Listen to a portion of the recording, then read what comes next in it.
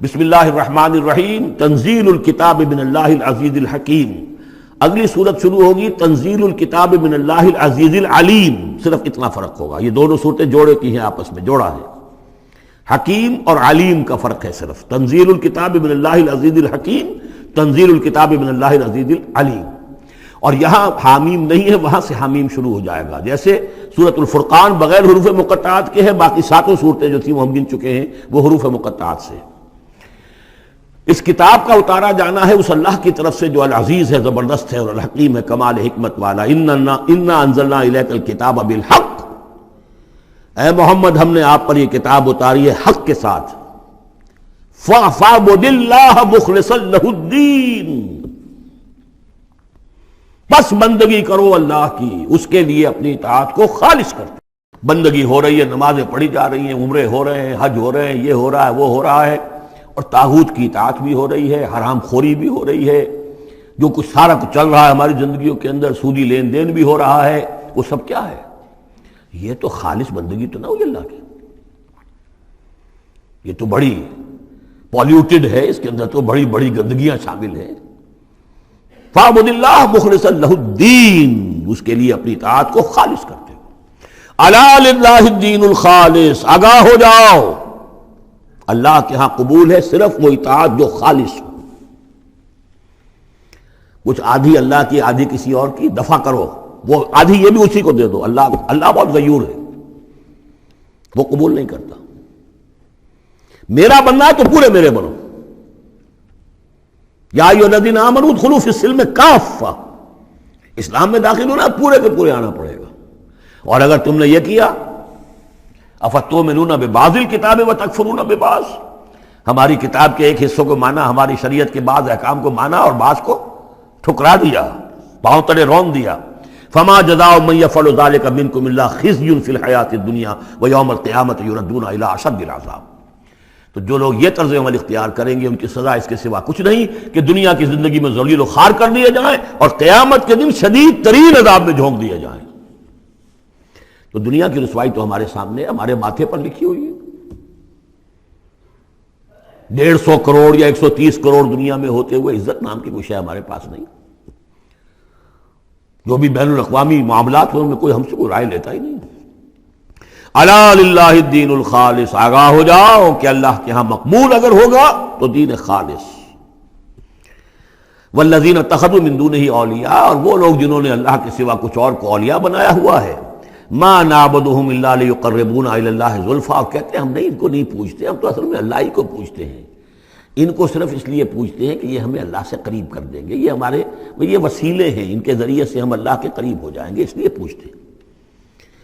ان اللہ یحکم بینہم فیما ہم فیہ یختلفون. یقیناً اللہ تعالیٰ فیصلہ کر دے گا ان کے مابین ان تمام چیزوں میں جن میں یہ اختلاف کر رہے ہیں. ان اللہ لا یہدی من ہوا کاذب کفار. اللہ تعالیٰ ہرگز ہدایت نہیں دیتا ان کو جو جھوٹے ہوں اور ناشکرے ہوں، کفار. لو اراد اللہ ان یتخذ ولدا لاصطفیٰ مما یخلق ما یشاء سبحانہ. اگر اللہ کا واقعی ارادہ ہوتا کہ وہ کسی کو اولاد بنائے تو ٹھیک ہے، اپنے جو مخلوق ہے ان میں سے جس کو چاہتا چن لیتا. اس لیے کہ اس کے ہاں اولاد کا تو تصور نہیں ہے، اس کی اولاد کوئی ہے ہی نہیں.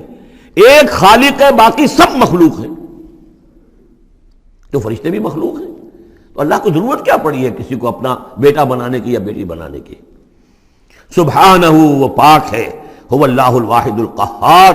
وہ تو اللہ ہے، اکیلا ہے، قہار ہے، اور خود چھایا ہوا ہے کل کائنات کے اوپر، کل تخلیق، کل مخلوقات کے اوپر اس کی حکومت قائم ہے. خلق السماوات والارض بالحق. اللہ نے پیدا کیا ہے آسمانوں اور زمین کو حق کے ساتھ، یعنی با مقصد ہے، نتیجہ خیز تخلیق ہے. یہ بے نتیجہ کا کار عبث اور باطل نہیں ہے. یکبر اللیل علی النہار. وہ رات کو لپیٹ دیتا ہے دن پر. ویکبر النہار علی اللیل. اور دن کو لپیٹ دیتا ہے رات پر. اب یہ جو ہے کہیں یولج اللیل فی النہار آتا ہے، کہیں یکبر آ رہا ہے. تو یہ مختلف جو الفاظ ہیں، تعبیرات ہیں، لیکن مقصد کیا ہے کہ یہ دن اور رات ہے تو نہیں ہے. آپ کو معلوم ہے کہ پورا نظام جو چل رہا ہے اسی کے حوالے سے ہے. پورا عالم نباتات کا جو ریسپیریشن کا نظام ہے وہ اسی کے ساتھ متعلق ہے. لہذا یہاں کوئی شے بھی بے مقصد نہیں ہے. جب کوئی شے بے مقصد نہیں ہے تو انسان کیسے بے مقصد ہو سکتا ہے؟ کس لیے اس کو پیدا کیا؟ حدیث میں جیسا کہ آیا کہ انما الدنیا خلقت لکم وانتم خلقتم للآخرہ، دنیا تمہارے لیے بنائی گئی لیکن تم آخرت کے لیے بنائے گئے ہو۔ جب تک کہ آخرت کا تصور نہ ہو پھر انسان کا، اور خاص طور پر انسان میں جو اخلاقی حص ہے، ایک مورل سینس ہے اس کے اندر، کچھ چیزیں اچھی ہیں کچھ بری ہیں، اس کا احساس ہے اس کے اپنے اندر، تو اس کا کوئی نتیجہ کہاں آخر نکل رہا ہے دنیا میں؟ اس کے لیے دوسری زندگی اور بعد سے بعد الموت لازمی ہے۔ وَسَخَّرَ الشَّمْسَ وَالْقَمَرَ، اور اس نے مسخر کر دیا سورج کو بھی اور چاند کو بھی، كُلٌّ يَجْرِي لِأَجَلٍ مُّسَمًّى، یہ سب کے سب چل رہے ہیں ایک وقت معین تک کے لیے۔ الا هو العزیز الغفار، آگاہ ہو جاؤ وہ زبردست ہے اور بخشنے والا ہے۔ خلقکم من نفس واحدۃ ثم جعل منها زوجها، اس نے بنایا ہے تمہیں ایک ہی جان سے، ایک ہی جی سے۔ اب اس کو جو لوگ ایولیوشن کو مانتے ہیں یا سمجھتے ہیں کہ قرآن مجید کے ساتھ اس کے بعض اجزاء کی مطابقت ہے، وہ تعبیر کرتے ہیں کہ ایک ہی، یعنی ابتدا میں جو حیوانات پیدا کیے گئے ہیں، جو لوور اینیملز ہیں بالکل شروع میں، ان میں سیکس نہیں تھا، جیسے کہ امیبا ہے وہ بس دو حصوں میں تقسیم ہو گیا، یہی اس کی اولاد ہو گئی، وہ جو باپ کہہ لیں ماں کہہ لیں وہ ایک ہی ہے۔ اس کے بعد ایسے بھی پیدا ہوئے کہ جن میں ایک ہی جانور میں دونوں سیکس ہیں۔ یہ جو راؤنڈ ورم ہوتا ہے، راؤنڈ ورم جو برسات میں جو نکل آتے ہیں بہت لمبے لمبے سے کیڑے، یہ ہرمافرڈائٹ ہیں، ان کے اندر میل اور فیمیل آرگنز دونوں ایک کے اندر موجود ہوتے ہیں۔ تو اس طریقے سے رفتہ رفتہ پھر ڈفرینسیشن ہوئی، میل علیحدہ ہو گیا، فیمیل علیحدہ ہو گئے۔ خلقکم من نفس واحدۃ ثم جعل منها زوجها، اسی جان سے اس کا جوڑا بنایا۔ وانزل لکم من الانعام ثمانیۃ ازواج، اور تمہارے لیے 8 جوڑے اتار دیے تمہارے مویشیوں میں سے۔ عام طور پر عرب میں جو مویشی موجود تھے ان میں سے اونٹ نر اور مادہ، گائے نر اور مادہ، اسی طریقے سے بھیڑ نر اور مادہ، اور بکری نر اور مادہ، یہ جو ہیں ان کے ہاں یہی مویشی تھے۔ ثمانیۃ ازواج یہ سورہ انعام میں بھی آ چکا ہے، وہ ہمیں یاد ہوگا۔ من الابل اثنین ومن البقر اثنین ومن الماعز اثنین، یہ وہاں آ چکا ہے۔ یخلقکم فی بطون امہاتکم، اور وہ تمہیں پیدا کرتا ہے تمہاری ماؤں کے پیٹوں میں، خلقا بعد خلق، ایک خلق کے بعد دوسری خلق، تخلیق کے بعد مراحل ہیں اس کے، نطفہ ہے، علقہ ہے، مضغہ ہے، مخلقہ اور غیر مخلقہ، پھر اس کو جو، اور پھر خلقا آخر، ایک اور ہی تخلیق ہے۔ اس پہ میں عرض کر چکا ہوں کہ اس موضوع پر ضربہ سلام جو ہے قرآن مجید کا، وہ سورہ مومنون کا پہلا رکوع ہے۔ فی ظلمات ثلاث، یہ ذکر یہاں آیا ہے، 3 پردوں کے اندر تخلیق ہو رہی ہے۔ یعنی ایک پردہ یہ پیٹ کی دیوار ہے، جو مردوں کی بھی دیوار ہے، یہ پیٹ کی ایبڈومینل وال ہے۔ دوسرا پردہ پھر جو یوٹرس ہے، رحم ہے ماں کا، اس کی موٹی دیوار ہے۔ تیسری وہ جھلی ہے جس میں کہ وہ بچہ جو ہے جنین لپٹا ہوا ہوتا ہے۔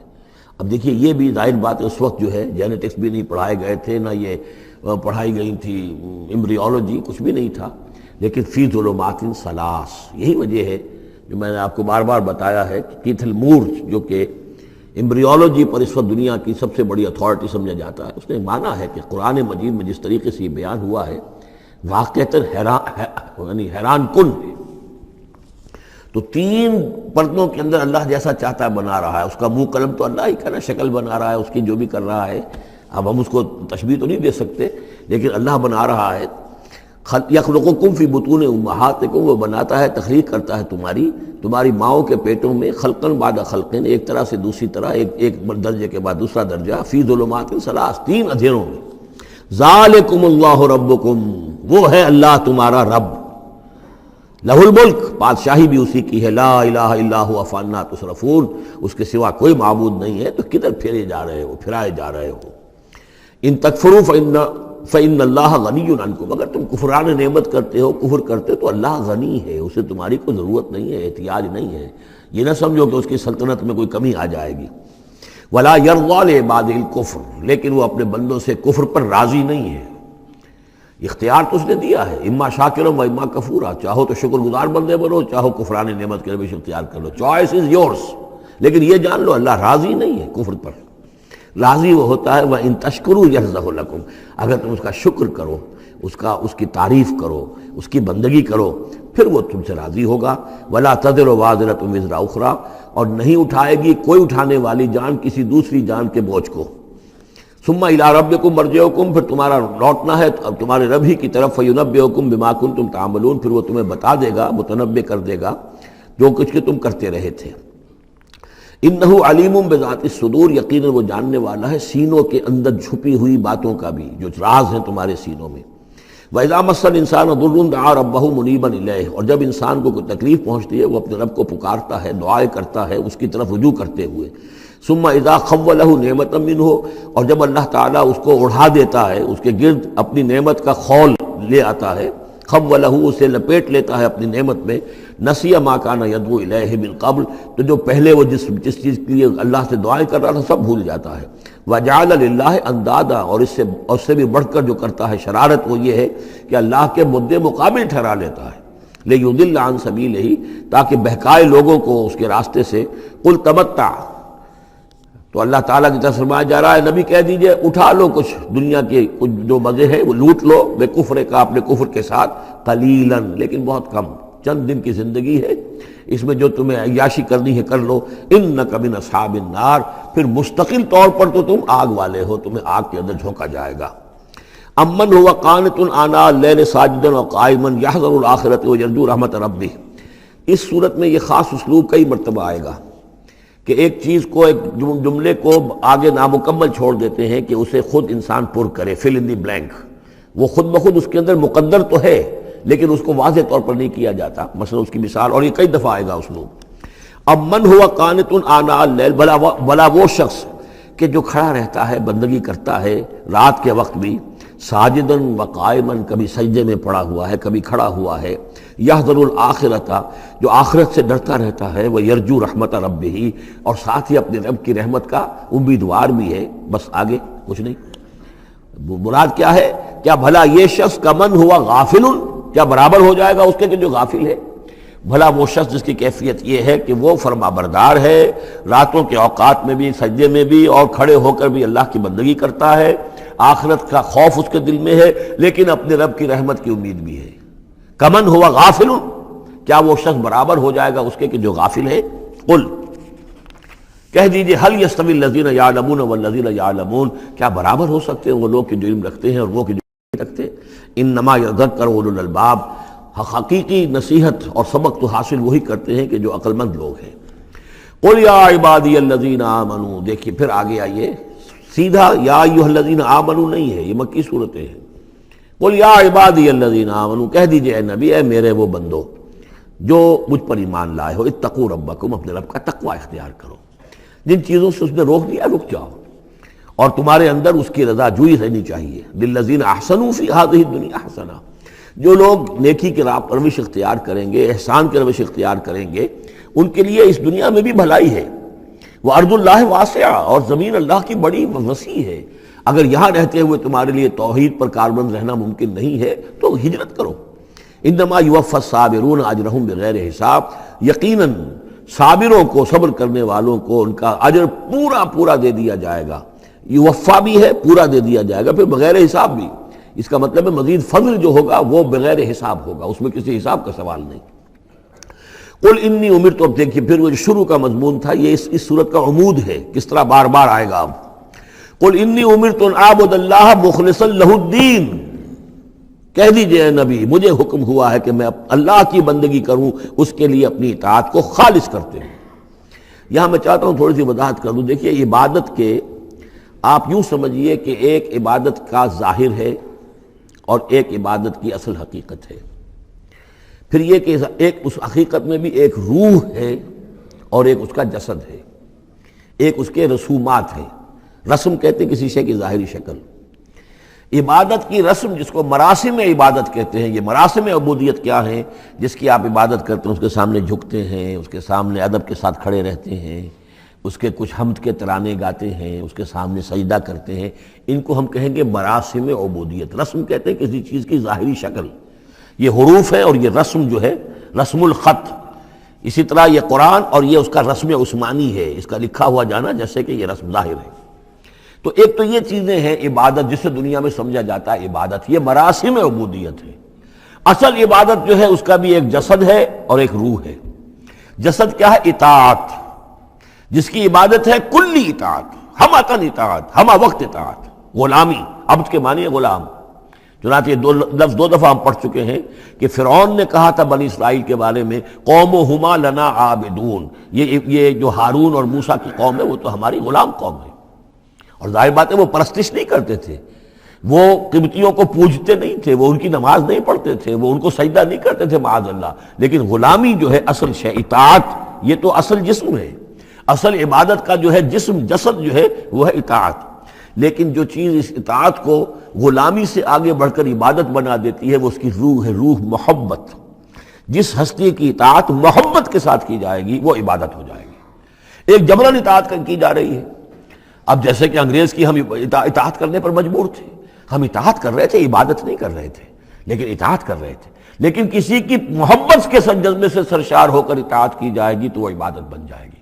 تو اللہ کی عبادت کے لیے جو بھی ڈیفینیشن اس کی امام ابن تیمیہ اور حافظ ابن قیم استاد اور شاگرد دونوں کی ہے وہ یہ ہے کہ اس کے دو اجزاء ہیں. العبادت تجمع اصلین، غایت الحب مع غایت الذل والخضوع، کہ دو چیزوں کو جمع کرنے سے اللہ کی عبادت جو ہے وجود میں آتی ہے.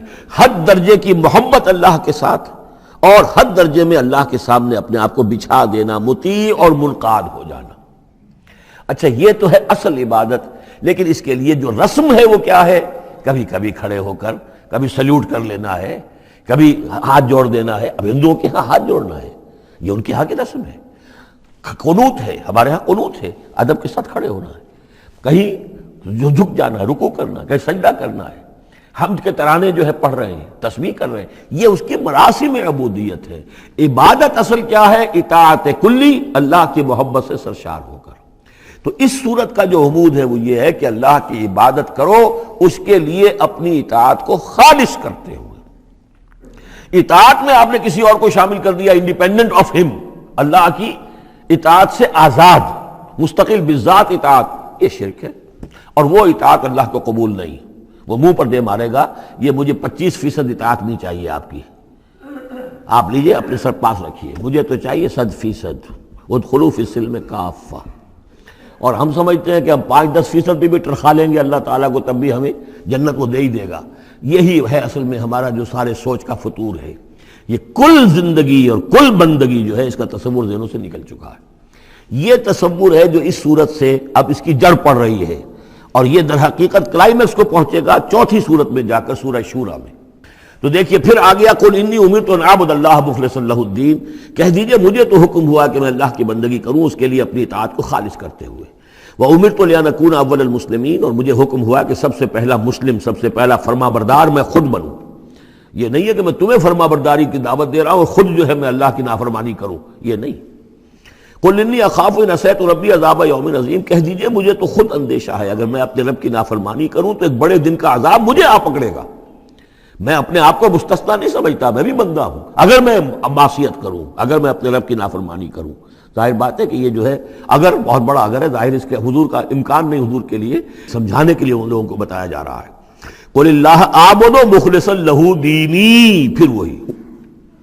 حالانکہ دیکھیے ایک بات ہے کہ ایک ہی اسلوب کو بار بار تکرار سے لانا عام ہماری دنیا میں جو ہماری نگارش کے اور جو بھی یعنی تصنیف و تعریف کے اصول ہیں اس کو عیب سمجھا جاتا ہے کہ یہ تو تصنیف و تعریف کا عیب ہے، ایک ہی اسلوب کو آپ تکرار میں لا رہے ہیں. یہ تو کمال اللہ کا ہے فصاحت و بلاغت کا کہ وہ لا رہا ہے اس کو بار بار، اور پھر کوئی بھاری نہیں گزرتا بلکہ یہ کہ اس کے اندر اس کے اور حسن بڑھ رہا ہے.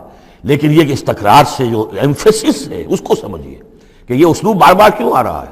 پہلی آیت یہ تھی تنزیل الکتاب من اللہ العزیز الحکیم انا انزلنا الیک الکتاب بالحق فاعبد اللہ مخلصا لہ الدین الا للہ الدین الخالص. اور اس کے بعد اب آپ نے یہاں دیکھا آیت نمبر 11 قل انی امرت ان اعبد اللہ مخلصا لہ الدین، اور پھر آیت نمبر 14 قل اللہ اعبد مخلصا لہ الدین، کہہ دیجئے میں تو اللہ ہی کی بندگی کرتا ہوں اس کے لیے اپنی اطاعت کو خالص کرتے ہوئے. فاعبدوا ما شئتم من دونہ، تو اس کے سوا تم جس کو چاہو پوجو، تمہاری مرضی ہے. قل ان الخاسرین الذین خسروا انفسهم، کہہ دیجئے کہ اصل میں تو گھاٹے میں اور نقصان میں اور بربادی میں تو وہی ہوں گے جنہوں نے اپنے آپ کو واہلیہم اور اپنے گھر والوں کو، اپنے اہل و عیال کو خسارے میں ڈالا یوم القیامہ، قیامت کے دن. یہاں تو حلوے مانڈے کھلائے، پراٹھے انڈوں کے ناشتے کرائے، لیکن جو جھونک رہے انہیں جہنم کے اندر. تو تم ان کے ساتھ خیر خائی کر رہے ہو یا بدخائی کر رہے ہو؟ خود بھی سارے سیدھے جا رہے ہو جہنم کے اندر اور لے کر جا رہے ہو اہل و عیال کو جہنم کے اندر. حرام خوری کر کے، تو یہ ان کی محبت ہے یا ان کی دشمنی ہے؟ قل ان الخاسرین الذین خسروا انفسهم واہلیہم یوم القیامہ، قیامت کے دن جنہوں نے خسارے میں ڈال دیا اپنے آپ کو اور اپنے اہل عیال کو، جیسے کہ ہم آگے چل کر پڑھیں گے سورہ تحریم میں، یا ایھا الذین آمنوا قوا انفسکم واہلیکم نارا، اے ایمان والو بچاؤ اپنے آپ کو اور اپنے اہل و عیال کو آگ سے، جہنم کی آگ سے۔ لیکن جن لوگوں نے اپنے آپ کو آگ کا مستحق بنا لیا، اپنے اہل و عیال کو، ان سے بڑا گھاٹے میں کون ہوگا؟ الا ذالک هو الخسران المبین، آگاہ ہو جاؤ یہ تو کھلی گمراہی ہے اور کھلا گھاٹا ہے اور نقصان ہے۔ لہم من فوقہم ظلل من النار، ان کے لیے ہوں گے ان کے اوپر سے بھی بادل ہوں گے، تہ بر تہ ظلل آگ کے، ومن تحتہم ظلل، اور ان کے نیچے بھی آگ کے بھبکے ہوں گے اور وہ بھی تہ بر تہ ہوں گے۔ ذالک یخوف اللہ بہ عبادہ، یہ ہے وہ شے کہ جس سے اللہ ڈرا رہا ہے اپنے بندوں کو۔ یا عباد فاتقون، اے میرے بندو پس ڈرو، بچو، اس آگ سے اپنے آپ کو بچانے کی کوشش کرو۔ والذین اجتنبوا الطاغوت ان یعبدوها، اور وہ لوگ کہ جنہوں نے طاغوت کا انکار کیا، ان سے کنارہ کشی کر لی، ان کی بندگی نہیں کی، اور یہ طاغوت کا سورہ بقرہ سے پڑھتے ہوئے ہم آ رہے ہیں، فمن یکفر بالطاغوت ویؤمن باللہ فقد استمسک بالعروۃ الوثقی، جو بھی اللہ کی اطاعت سے سرتابی کر رہا ہے وہ طاغوت ہے۔ طغا کسے کہتے ہیں؟ طغیانی، دریا اپنی حد میں بہ رہا ہے، کیا خوبصورت منظر ہے، اور وہ حد سے باہر نکلا، طغیانی آ گئی۔ یہ انسان اللہ کی بندگی کی حد میں رہے، بہت اچھا ہے، اللہ کا خلیفہ ہے، اشرف المخلوقات ہے، اور بڑھ گیا آگے اور اللہ کی حدود کے اندر داخل ہو گیا، اپنے نفس کو بنا لیا مطاع یا کسی اور کو بنا لیا مطاع، خود حاکم بن بیٹھا یا کسی اور کی حاکمیت کا قائل ہو گیا اللہ سے آزاد ہو کر، تباہی ہے، بربادی، وہ طاغوت ہے۔ تو جن لوگوں نے بھی کنارہ کشی کر لی اس سے کہ وہ طاغوت کی بندگی کریں، وَأَنَابُوا إِلَى اللَّهِ، اور انہوں نے رخ کر لیا اپنا اللہ کی طرف، رجوع کر لیا، لَهُمُ الْبُشْرَى، ان کے لیے بشارت ہے، فَبَشِّرْ عِبَادِ، تو اے نبی میرے ایسے بندوں کو بشارت دے دیجئے، اللہم ربنا اجعلنا منہم۔ یہ جو اب اگلی آیت آ رہی اس کو غور سے سنیے، فَبَشِّرْ عِبَادِ الَّذِينَ يَسْتَمِعُونَ الْقَوْلَ فَيَتَّبِعُونَ أَحْسَنَهُ، جو لوگ کے کلام سنتے ہیں، بات سنتے ہیں، اور پھر جو اس کا بہترین رخ ہوتا ہے، بہترین پہلو ہوتا ہے، اس کی پیروی کرتے ہیں۔ یعنی یہ کہ دین جس کی طرف کہ اللہ تعالیٰ تمہیں بلا رہا، اس کے بھی درجے ہیں، ایک درجہ ہے صرف اسلام کا، ایک اس سے اونچا درجہ ہے ایمان، ایک سب سے اونچا درجہ ہے احسان، واللہ یحب المحسنین، تو اچھے سے اچھے درجے کی طرف جانے کی کوشش کرو۔ ہمارا معاملہ کیا ہے؟ دنیا میں تو ہم سمجھتے ہیں کہ اچھی سے اچھی، بہتر سے بہتر ہے، جستجو کہ خوب سے ہے خوب تر کہاں، اور دین میں ہم کہتے ہیں ذرا اور کم پر بھی گزارا ہو جائے، کہیں اور تھوڑی رعایت کر کے پیچھے چلے جائیں، پاس ہو جائیں کسی طرح، کم سے کم کے لیے، یہ ہے در حقیقت جو کہ برعکس روش ہونی چاہیے۔ فَيَتَّبِعُونَ أَحْسَنَهُ، عزیمت کا راستہ اختیار کرو، بہتر سے بہتر کے لیے، ایم ہائی، دین کے معاملے میں بھی اپنا ارادہ جو رکھو وہ اونچا رکھو۔ تو یستمعون القول، جو بات سنتے ہیں، فیتبعون احسن، جو اس کی احسن ترین پھر اس کے اندر جو پہلو ہے اس کا اتباع کرتے ہیں۔ اولئک الذین ہداہم اللہ، یہ ہیں وہ لوگ جنہیں اللہ نے ہدایت دی ہے، واولئک هم اولو الالباب، اور یہی وہ لوگ ہیں کہ جو اولو الالباب ہیں، ہوش مند ہیں، عقل مند ہیں۔ افمن حق علیہ کلمۃ العذاب، اور یہاں پھر وہی آ گیا، بھلا وہ شخص کہ جو مستحق ہو چکا ہے، جس پر لاگو ہو چکی ہے عذاب کی بات، یعنی جو مستحق ہو گیا عذاب کا، اس کے بعد کیا پھر چھوڑ دیا گیا، کمن ہوا فی الجنہ، کیا وہ برابر ہو جائے گا اس شخص کے کہ جو جنت میں جانے والا ہے؟ یہ گویا کہ یہاں پر محذوف ہے۔ افانت تلقذ من فی النار، تو اے نبی کیا آپ اس کو نکال سکیں گے آگ سے؟ اس کے اوپر تو اللہ کی طرف سے وہ قانون عائد ہو گیا، دفعہ لگ چکی، جیسے آپ کہتے ہیں اس پر تو دفعہ 302 لگ گئی، تو جن لوگوں پر وہ دفعہ لگ چکی ہے اللہ تعالیٰ کی طرف سے کہ یہ لوگ اس مقام کو پہنچ گئے پوائنٹ آف نو ریٹرن کو، کہ اب ان کے دلوں پر مہر کر دی گئی، اب یہ ایمان نہیں لائیں گے، تو ان کو اے نبی آپ ان کو اب آگ سے نکال نہیں سکتے۔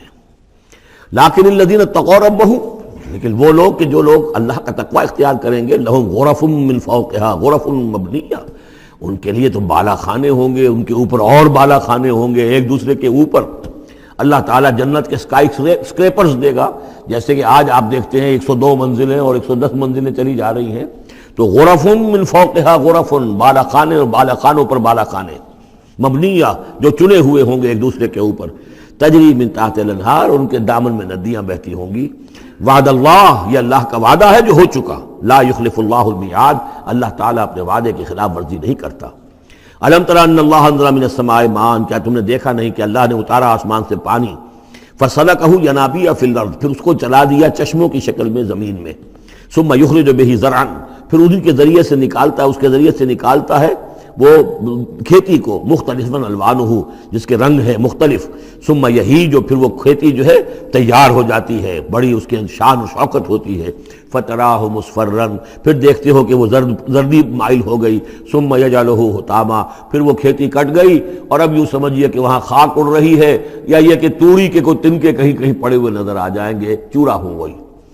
ان فی ذلک لذکر لأولی الالباب، اسی کے اندر ہے یاد دہانی اور سبق ہوش مند لوگوں کے لیے کہ یہی معاملہ تمہارا ہے۔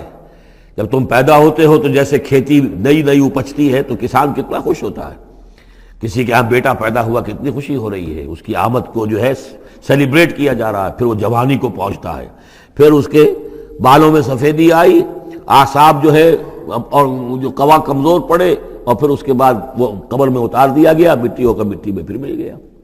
تو یہ life cycle, human life cycle, بس یہ ہے کہ یہ 50 60 30 40 برس کا ہے، وہ چند مہینے کے اندر اندر سب کچھ ہو جاتا ہے، سائیکل وہی ہے، وہ بھی لائف ہے، یہ بھی لائف ہے، the plant life and animal life. Biology کی یہ دو شاخیں ہیں، باٹنی ہے تو biology, life the science of life, اس کے دو حصے ہیں، باٹنی ہے، زوالوجی ہے، حیوانات کی لائف اور نباتات کی لائف۔ افمن شرح اللہ صدرہ، پھر وہی حذف کا موضوع کا اسلوب آ رہا ہے، افمن شرح اللہ صدرہ للاسلام فہو علی نور من ربہ، بھلا وہ شخص کہ جس کے سینے کو اللہ نے کھول دیا ہو اسلام کے لیے، اور وہ اپنے رب کی طرف سے نور پر ہے، اندرونی بصیرت اس سے حاصل ہے، اندر اس کا جگمگا رہا ہے اللہ کے ایمان کے ذریعے سے، اور جو بصیرت اللہ نے اسے عطا کر دی ہے۔ اب پھر آگے اس کو چھوڑ دیا گیا، کیا مطلب ہے؟ افمن شرح اللہ صدرہ للاسلام فہو علی نور من ربہ، جو اپنے رب کی طرف سے نور کے پر ہے، کمن ہوا فی الظلمات، کیا وہ اس شخص کے مانند ہو جائے گا جو اندھیروں میں بھٹک رہا ہے؟ لیکن نہیں، اس کو یہاں درج نہیں کیا۔ فویل للقاسیۃ قلوبہم، تو ہلاکت اور بربادی ہے ان لوگوں کی جن کے دل سخت ہو چکے ہیں من ذکر اللہ، اللہ کے ذکر سے، یعنی اتنے سخت ہو چکے ہیں کہ ان میں گداز ہی نہیں ہے، ان میں اللہ کے لیے کوئی شوق ہی نہیں ہے، اللہ کو یاد کرنے کا کوئی ذوق ہی نہیں ہے، ان کے دل سخت ہو چکے ہیں، ان کے لیے ہلاکت اور بربادی ہے۔ اولئک فی ضلال مبین، یقیناً یہ لوگ ہیں کھلی گمراہی میں بھٹکے ہوئے ہیں۔ اللہ نزل احسن الحدیث کتابا متشابہا، اللہ نے اتاری ہے بہترین حدیث۔ اصل میں ہمارے ہاں یہ لفظ حدیث جو ہے اس کے ایک ہی معنی لوگوں کو معلوم ہے، حدیث قرآن ہے، حدیث ہے، حدیث سے مراد ہے حدیث رسول صلی اللہ علیہ وسلم۔ قرآن مجید میں کہیں حدیث کا لفظ حدیث رسول کے لیے نہیں آیا، ویسے حدیث کا لفظ صحیح ہے، حدیث رسول ہے، وہ اس میں کوئی شک نہیں، لیکن ہمیں جاننا چاہیے قرآن کی اصطلاح کیا ہے۔ بہترین حدیث قرآن ہے، فَبِأَيِّ حَدِيثٍ بَعْدَهُ يُؤْمِنُونَ، اس قرآن کی جیسی حدیث کے آنے کے بعد اب اور کس چیز پر ایمان لائیں گے؟ تو یہاں پر بھی لفظ حدیث آ رہا ہے، اللہ کا کلام ہے یہ، تو اللہ نزل احسن الحدیث، اللہ نے بہترین بات نازل فرمائی ہے، بہترین کلام نازل فرمایا ہے، کتاباً، کتاب کی صورت میں، متشابہاً، اس کے مضامین بہت متشابہ ہیں۔ اب جیسے ہم دیکھ چکے ہیں کہ 7 جگہ تو قصہ آدم و ابلیس آ رہا ہے، حالانکہ اس میں ہر جگہ کوئی نہ کوئی نئی بات ہے، کچھ نہ کوئی فرق ہے، لیکن یہ کہ 7 جگہ آ رہا مشابہ تو ہے نا۔ قرآن کو جو شخص پڑھ رہا ہے اگر ایک ہفتے میں وہ ختم کرتا ہے تو گویا کہ ہر ہفتے اسے کہیں نہ کہیں وہ آدم و ابلیس کا تذکرہ جو ہے وہ مل جائے گا ہر روز میں۔ تو اس طریقے سے یہ کہ جو اہم مضامین ہیں وہ قرآن مجید میں اس طریقے سے لائے گئے ہیں کہ صورتیں مشابہ ہیں، صورتوں کے جوڑے ہیں، مثانیہ دہرائی ہوئی یا جوڑوں کی شکل میں دونوں معنی ہو سکتی ہیں اس کی۔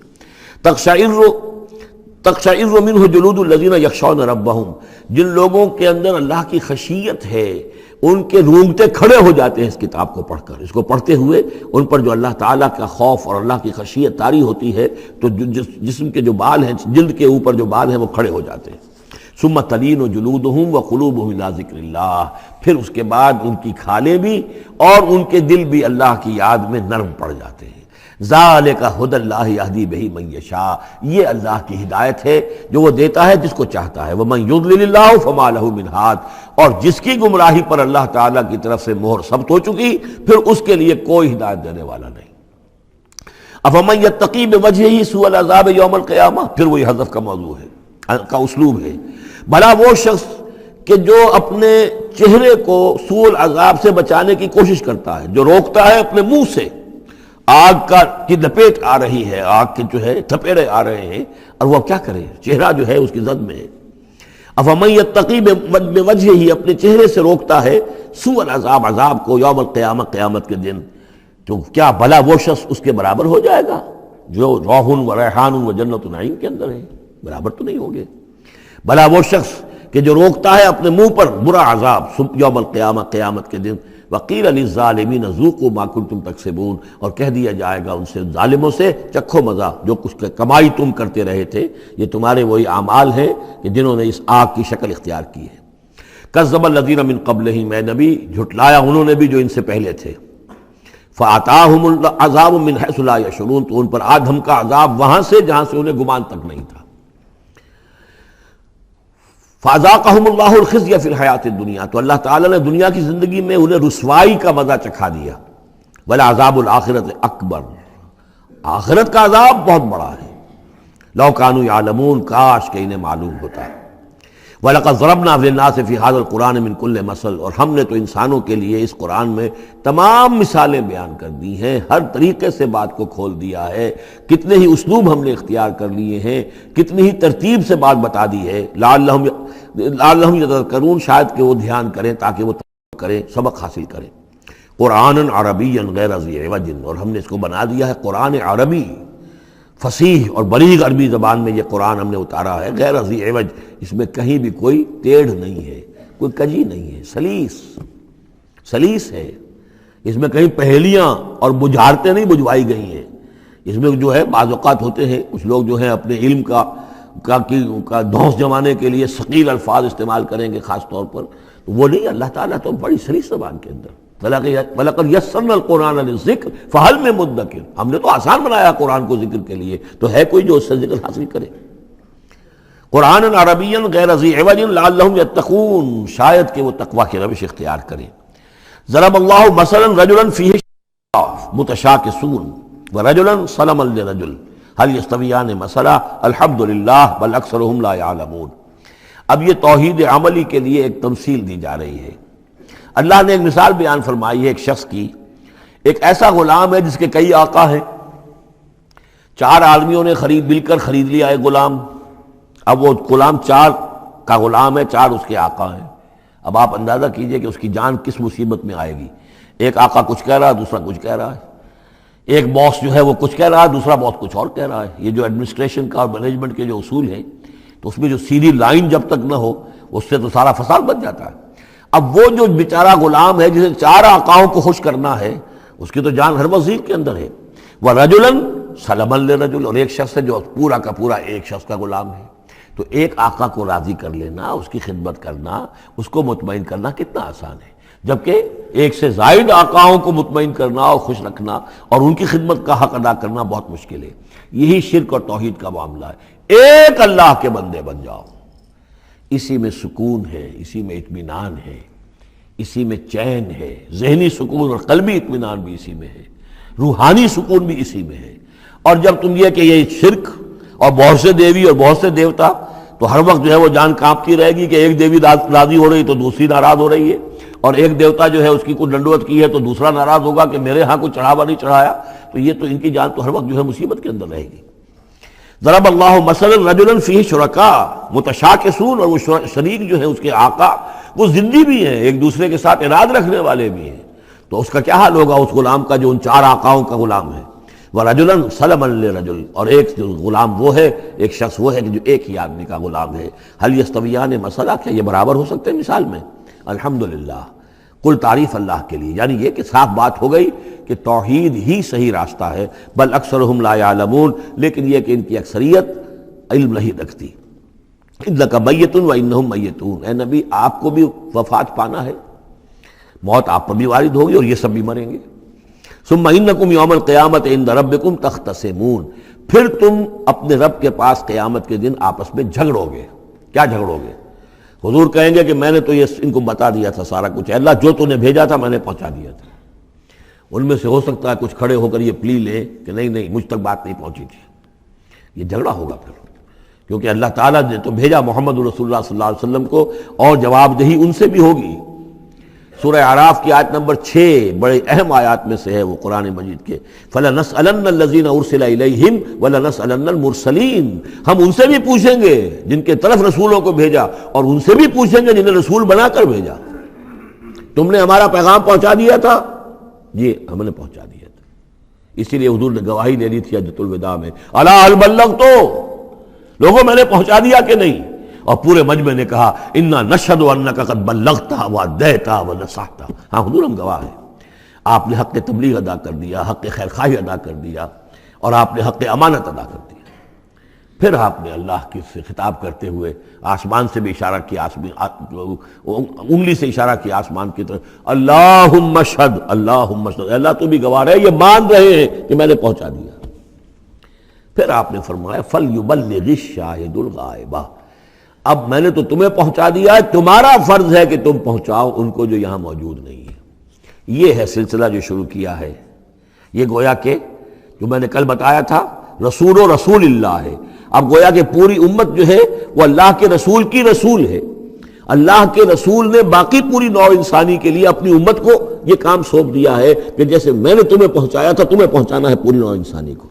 تو پوری امت گویا کہ رسول و رسول اللہ ہے، اللہ کے رسول کی رسول، کہ اللہ نے بھیجا محمد کو اور محمد نے وہ ذمہ داری ان کے اپنے کندھے سے ان کے کندھوں پر منتقل کر دی۔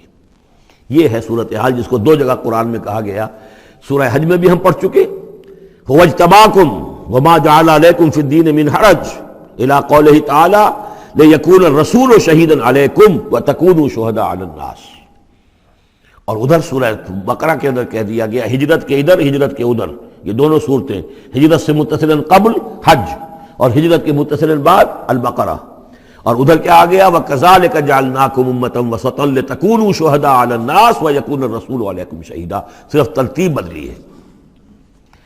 فَمَنْ أَظْلَمُ مِمَّنْ كَذَبَ عَلَى اللَّهِ وَكَذَّبَ بِالصِّدْقِ إِذْ جَاءَهُ، اس شخص سے بڑھ کر ظالم کون ہوگا جو اللہ پر جھوٹ باندھے، جھوٹ کہے، اسے کوئی وحی نہ آئی ہو اور وہ کہے کہ مجھ پر وحی آئی ہے۔ وَكَذَّبَ بِالصِّدْقِ، یا اور یہ اینڈ اور یہ دونوں جمع کیجیے گا، وہ بعد میں بتاؤں گا، وَكَذَّبَ بِالصِّدْقِ، اور جھٹلائے سچی بات کو جب کہ اس کے پاس آ گئی۔ یہ دونوں ایک شخص کے کردار بھی ہو سکتا ہے کہ وہ اللہ پر جھوٹ تہمت جو ہے جڑ رہا ہے، اور خود جو ہے جو اللہ کی طرف سے حق آیا ہے اس کی نفی کر رہا ہے، تردید کر رہا ہے۔ اور یہ 2 اشخاص بھی ہو سکتے ہیں کہ ایک تو وہ سب سے بڑھ کر ظالم ہے کہ جس اس کو وحی نہ آئی ہو اور وہ کہے کہ وحی آئی ہے، اس نے کوئی بات اپنے جی سے گھڑ کر اللہ کی طرف منسوب کر دی، تو یہ کہ اس سے بڑھ کر ظالم کوئی نہیں ہو سکتا۔ تو اسی طرح اسی درجے کا ظالم وہ ہے کہ جس کے پاس اللہ کا کلام آ جائے، صدق آ جائے، سچائی آ جائے، وہ اس کو جھٹلا دے۔ الیس فی جہنم مثوی للکافرین، تو کیا جہنم ہی میں ٹھکانہ نہیں ہے ایسے کافروں کا؟ اب اس کے برعکس دیکھیے والذی جاء بالصدق وصدق بہ، یہاں بھی یہ دونوں احتمالات ہیں، اور وہ شخص کے جو لایا سچائی، اور وہ شخص کے جس نے سچائی کی تصدیق کی۔ یہ بھی ایک ہی شخص بھی ہو سکتا ہے کہ کسی شخص کے کردار میں دونوں پہلو ہیں، وہ راست باز ہے، خود بھی اس کا سارا معاملہ راستی پر ہے، اور پھر یہ کہ جو راستی جو حق اس کے سامنے پیش کیا جائے فوراً قبول بھی کرتا ہے، تصدیق بھی کرتا ہے۔ لیکن یہ کہ عام طور پر خیال یہ ہے کہ والذی جاء بالصدق سے مراد یہاں محمد رسول اللہ صلی اللہ علیہ وسلم جو لائے ہیں سچائی اللہ کی جانب سے، اور وصدق بہ سے مراد حضرت ابوبکر ہیں رضی اللہ تعالی عنہ جنہوں نے اس سچائی کی تصدیق کی ہے۔ وجاء بالصدق وصدق بہ اولئک هم المتقون، یہی لوگ ہیں جو کہ متقی ہیں۔ لہم ما یشاؤون عند ربہم، ان کے لیے جو کچھ یہ چاہیں گے ان کے رب کے پاس وہ ان کو دے دیا جائے گا، فراہم کر دیا جائے گا۔ ذالک جزاء المحسنین، یہی ہے نیکوکاروں کا بدلہ۔ لیکفر اللہ عنہم اسوأ الذی عملوا ویجزیہم اجرہم بأحسن الذی کانوا یعملون، تاکہ اللہ تعالیٰ ان کے وہ اعمال جو برے ہیں وہ تو ان سے دور کر دے۔ یعنی ظاہر بات ہے کہ انبیاء تو خیر معصوم ہیں، ان سے تو کسی غلط بات کا جو ہے اگر کوئی امکان پیدا ہوتا بھی ہے بنائے طبع بشری تو اللہ تعالیٰ محفوظ کر لیتا ہے اور اس کا صدور نہیں ہونے پاتا۔ باقی تو ہر شخص سے خطا ہو سکتی ہے، غلطی ہو سکتی ہے۔ تو اللہ تعالیٰ جو ہے ان کے جو برے اعمال ہوں گے انہیں تو دور کر ہٹا دے گا، نامہ اعمال سے دھو دے گا۔ کوئی لغزش ہے، کسی وقت کوئی خطا ہو گئی ہے، کوئی ایسی شے ہے کہ جو ان کے ہاں ناپسندیدہ ہے، ان کے کردار میں ہے، اللہ اسے دور کر دے گا، دھو دے گا۔ وَيَجْزِيَهُمْ أَجْرَهُمْ بِأَحْسَنِ الَّذِي كَانُوا يَعْمَلُونَ، اور ان کا جو جزا ان کی معین کرے گا وہ ان کے بہترین اعمال کے حساب سے کرے گا۔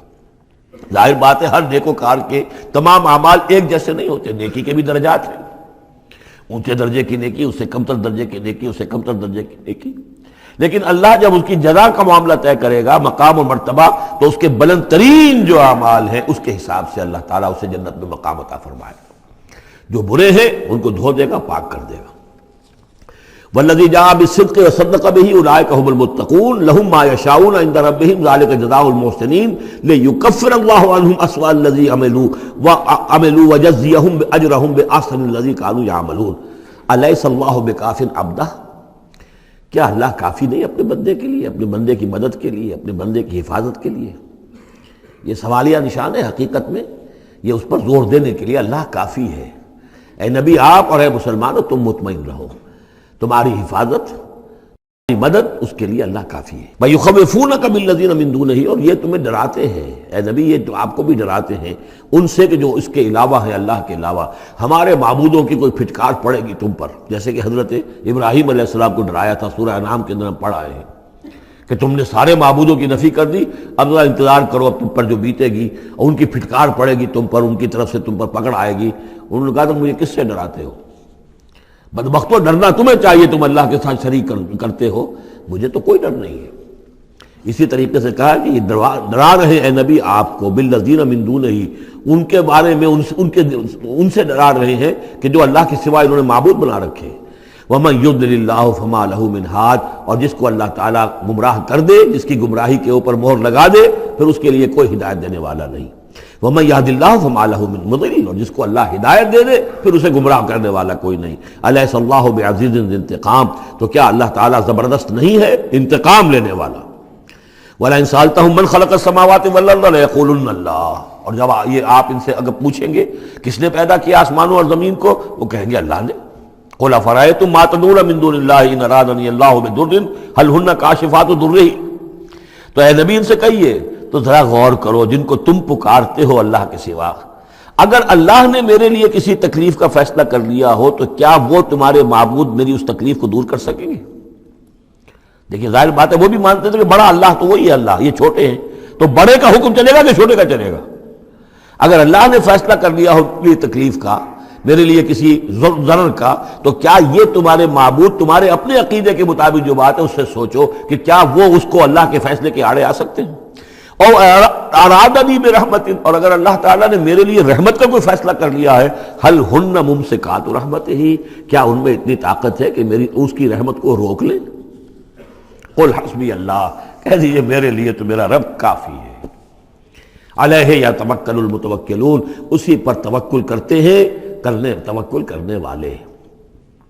قل یا قوم اعملوا علی مکانتکم، کہہ دیجئے اے نبی، اے میری قوم کے لوگوں، کر لو جو کچھ تم کر سکتے ہو، میرے خلاف جو سازشیں کرنی ہے کر لو، جو تدبیریں کرنی ہے کر لو، جو قوت جمع کرنی ہے کر لو، انی عامل، میں بھی اپنی سی محنت کر رہا ہوں۔ فسوف تعلمون، ان قریب تمہیں معلوم ہو جائے گا کون کامیاب ہوتا ہے کون ناکام۔ من یاتی ہے عذاب یخزی ہے، کس پر آتا ہے وہ عذاب جو اسے رسوا کر دے، ویحل علیہ عذاب مقیم، اور اس کے اوپر عذاب وہ نازل ہو جائے کہ جو ہمیشہ رہنے والا ہو۔ انا انزلنا علیک الکتاب للناس بالحق، اے نبی، اے محمد صلی اللہ علیہ وسلم، ہم نے آپ پر یہ کتاب نازل کر دی ہے لوگوں کے لیے حق کے ساتھ۔ فمن اہتدی فلنفسہ، تو جو کوئی ہدایت کے راستہ اختیار کرتا ہے وہ اپنے بھلے کے لیے، ومن ضل فانما یضل علیہا، اور جو گمراہی اختیار کرتا ہے تو اس کا سارا وبال اسی کے اوپر آئے گا۔ وما انت علیہم بوکیل، اور آپ کو ان کے ٹھیکیدار نہیں ہے، ذمہ دار نہیں ہے، مسئول نہیں ہے، آپ کے جو ہے آپ سے ان کے بارے میں پوچھا نہیں جائے گا، باس پرس نہیں ہوگی، آپ سے تو پوچھا جائے گا آپ نے پیغام پہنچا دیا تھا یا نہیں، بس اس کے بعد آپ کا فرض ختم ہوا۔ اللہ یتوفی الانفس حین موتها والتی لم تمت فی منامها، اس آیت کو بھی پھر نوٹ کر لیجئے، قادیانیوں نے جو بھی فساد ذہنوں میں پیدا کیا ہوا ہے، یہ میں سورہ آل عمران سے لے کے مسلسل اس کو واضح کر رہا ہوں کہ یہ توفی جو ہے، توفا باب تفاعل، پورا پورا لے لینا، قبض کر لینا، قبضے میں لے لینا. اللہ یتوفی الانفس حین موتها، اللہ تعالیٰ قبض کر لیتا ہے جانوں کو اور شعور کو جبکہ اس کی موت کا وقت ہوتا ہے. واللتی لم تمت فی منامها، جن کے موت کا وقت نہیں ہے تو نیند میں قبض کر لے. نیند میں شعور چلا گیا، جان موجود ہے. موت جب ہوتی ہے شعور بھی گیا، جان بھی گئی، جسم یہاں ہے. اور حضرت مسیح کو لیا گیا، شعور بھی، جان بھی، جسم بھی. تو گویا کہ توفی جو ہے بتمام و کمال جو ہوئی ہے وہ حضرت مسیح کی ہوئی ہے علیہ الصلوۃ والسلام. باقی یہ گویا کہ استعارت ہے توفی. نیند میں بھی ہمارا شعور چلا گیا، اور اصل شے تو شعور ہی ہے انسان کے. اگر شعور ہی نہیں ہے تو پھر کیا ہے اس کے اندر؟ وہ اللہ نے اس وقت اس سے لے لیا ہے، چھین لیا ہے، اللہ تعالیٰ نے سلب کر لیا، قبض کر لیا ہے. تو گویا کہ یہ لفظ جو اطلاق ہو رہا ہے اس کا نیند پر بھی ہو رہا ہے. فَيُمْسِكُ الَّتِي قَضَىٰ عَلَيْهَا الْمَوْتَ، تو جس کی موت کا اللہ فیصلہ کر چکا ہے اس کو اپنے پاس روکے رکھتا ہے. وَيُرْسِلُ الْأُخْرَىٰ إِلَىٰ أَجَلٍ مُّسَمًّى، جس کے لیے صرف نیند کا فیصلہ تھا واپس بھیج دیتا ہے. جب وہ جاگتا ہے تو اس کا شعور واپس آ جاتا ہے، اور ایک وقت معین تک کے لیے اس کا یہ سلسلہ جاری رہتا ہے. ان فی ذلک لآیات لقوم یتفکرون، یقیناً اس میں نشانیاں ہیں ان لوگوں کے لیے جو غور و فکر سے کام لیں. ام اتخذوا من دون اللہ شفعاء، کیا انہوں نے اللہ کے سوا کوئی شفیع گھڑ لیے اپنے لیے، اختیار کر لیے جو ان کے سفارشی ہوں گے؟ قل اولو کانوا لا یملکون شیئا، ان سے کہیے کہ بھلا اگر انہیں کوئی اختیار ہی نہ ہو سرے سے، ولا یعقلون، اور انہیں کوئی نہ اس کی سمجھ ہو. قل للہ الشفاعۃ جمیعا، کہہ دیجئے شفاعت کل کی کل اللہ کے اختیار میں ہے. یعنی شفاعت اگر ہے بھی تو باذن رب ہے، اللہ کی اجازت سے ہے. پھر یہ کہ اللہ شفاعت قبول کرے نہ کرے اس کا اختیار اس کا ہے. کسی کی دھونس نہیں ہے، کسی کا زور نہیں ہے کہ وہ اللہ سے اپنی بات منوا لے. لہ ملک السماوات والارض، آسمان اور زمین کی بادشاہی اسی کے لیے ہے. ثم الیہ ترجعون، پھر تم اسی کی طرف لوٹا دیے جاؤ گے. وَإِذَا ذُكِرَ اللَّهُ وَحْدَهُ اشْمَأَزَّتْ قُلُوبُ الَّذِينَ لَا يُؤْمِنُونَ بِالْآخِرَةِ، جب اللہ کا ذکر کیا جاتا ہے اکیلے اللہ کا توحید کے ساتھ، تو جو لوگ کہ اللہ آخرت پر ایمان نہیں رکھتے ان کے دل بیٹھنے لگتے ہیں، رکنے لگتے ہیں، انہیں اچھا نہیں لگتا. اللہ ہی اللہ کی بات ہو رہی ہے. اسی طرح اگر کسی تقریر میں، کسی وعظ میں ساری گفتگو جو ہو رہی ہو توحید کی ہو رہی ہو تو لوگ گھبرا جائیں گے کہ یہ کوئی اولیاء اللہ کی بات ہو، کوئی قصے کہانیاں ہوں، کوئی کرامات ان کی بیان کی جائے، کوئی نبی کی شان بیان کی جائے، تو اس پر تو یہ کہ ان کے جو ہے دل کھلتے ہیں اور خوش رہتے ہیں. لیکن یہ کہ وَإِذَا ذُكِرَ اللَّهُ وَحْدَهُ اشْمَأَزَّتْ قُلُوبُ الَّذِينَ لَا يُؤْمِنُونَ بِالْآخِرَةِ، جب اللہ کا ذکر کیا جائے تنہا اسی کا توحید کے ساتھ، تو ان لوگوں کے دل کو جو آخرت پر ایمان نہیں رکھتے کچھ بیٹھنے سے لگتے ہیں. وَإِذَا ذُكِرَ الَّذِينَ مِن دُونِهِ إِذَا هُمْ يَسْتَبْشِرُونَ، اور جب ان کا ذکر ہوتا ہے جو اس کے سوا ہے تب بہت خوش ہوتے ہیں، خوشیاں مناتے ہیں. قُلِ اللَّهُمَّ فَاطِرَ السَّمَاوَاتِ وَالْأَرْضِ، کہو اے اللہ تو جو کہ تمام آسمان اور زمین کا بنانے والا ہے، عالم الغیب والشہادہ، تو جو کہ تمام غیب چھپی ہوئی چیزیں اور جو ظاہر اور سامنے کی چیزیں سب کا جاننے والا ہے.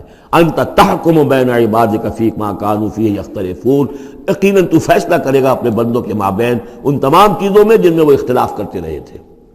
وَلَوْ أَنَّ لِلَّذِينَ ظَلَمُوا مَا فِي الْأَرْضِ جَمِيعًا، اور اگر ان کافروں اور ظالموں کے پاس جو بھی کچھ زمین میں ہے ساری دولت ہوتی، وَمِثْلَهُ مَعَهُ، اور اس جتنی اور بھی ہوتی، لَافْتَدَوْا بِهِ مِنْ سُوءِ الْعَذَابِ يَوْمَ الْقِيَامَةِ، تو قیامت کے دن اس برے عذاب سے، عذاب کی برائی سے بچنے کے لیے وہ سارا فدیہ میں دے تھے. یہاں تو آپ کو معلوم ہے کہ جان پر بنی ہو تو ایک گھونٹ پانی کے لیے انسان سب کچھ دینے کو تیار ہو جائے گا، بادشاہ دے دے گا.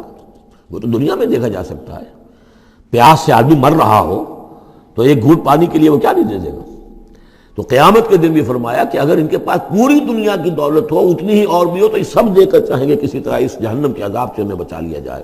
ظاہر بات ہے یہ بھی بات کو واضح کرنے کے لیے نہ وہاں کسی کے پاس دولت ہوگی نہ اس کا کوئی امکان ہے، لیکن سمجھانے کے لیے وہی چیزیں جو ہماری سمجھ میں آ سکتی ہیں انہی کو اسلوب کو اختیار کیا گیا. وَبَدَا لَهُم مِّنَ اللَّهِ مَا لَمْ يَكُونُوا يَحْتَسِبُونَ، اور اس روز ان کے سامنے آ جائے گی اللہ کی طرف سے وہ چیزیں جس کا انہیں گمان بھی نہیں تھا.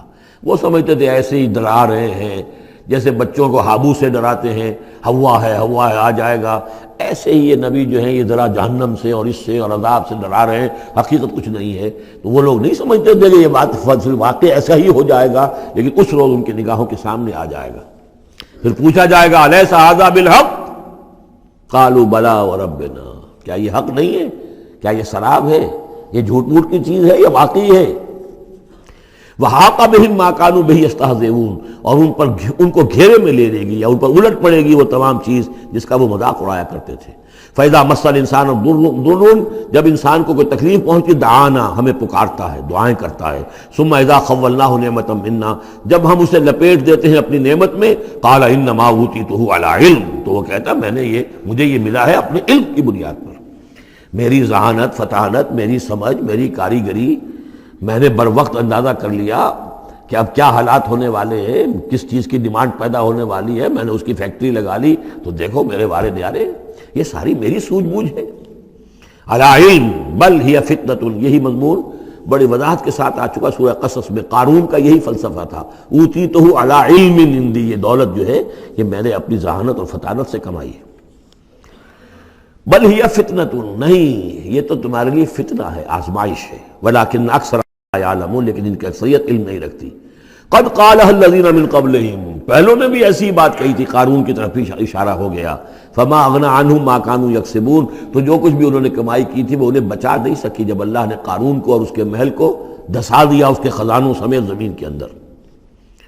فاصابہم سیئات ما کسبوا، پھر پڑ گئی ان پر، آ گئی وہی چیزیں کہ جو انہوں نے کمائی تھی، اپنی برائیاں جو کمائی تھی۔ والذین ظلموا من ہؤلاء، اور ان میں سے بھی جو لوگ اس ظلم اور کفر اور شرک کے روش اختیار کریں گے، سیصیبہم سیئات ما کسبوا، تو ان کے بھی جو کرتوتوں کی برائی ہے وہ ان کے اوپر واقع ہو کر رہے گی۔ وما ہم بمعجزین، اور وہ شکست نہیں دے سکیں گے، ہرا نہیں سکیں گے، عاجز نہیں کر سکیں گے اللہ کو۔ اولم یعلموا ان اللہ یبسط الرزق لمن یشاء ویقدر، چاہے جانتے نہیں کہ اللہ ہی ہے کہ جو کشادہ کر دیتا ہے رزق کو جس کے لیے چاہتا ہے، اور تنگ کر دیتا ہے جس کے لیے چاہتا ہے۔ وَيَقْدِرْ إِنَّ فِي ذَلِكَ لَآيَاتٍ لِقَوْمٍ يُؤْمِنُونَ، یقیناً اس میں نشانیاں ہیں ان لوگوں کے لیے کہ جو ماننے والے ہیں۔ قُلْ يَا عِبَادِيَ الَّذِينَ أَسْرَفُوا، اس صورت میں یہ دو مرتبہ آیا ہے۔ قُلْ يَا عِبَادِيَ الَّذِينَ آمَنُوا پہلے آیا تھا، اور اب آیا ہے قُلْ يَا عِبَادِيَ الَّذِينَ أَسْرَفُوا عَلَىٰ أَنفُسِهِمْ، اے نبی کہیے اے میرے وہ بندو جنہوں نے اپنے اوپر ظلم کیا ہے۔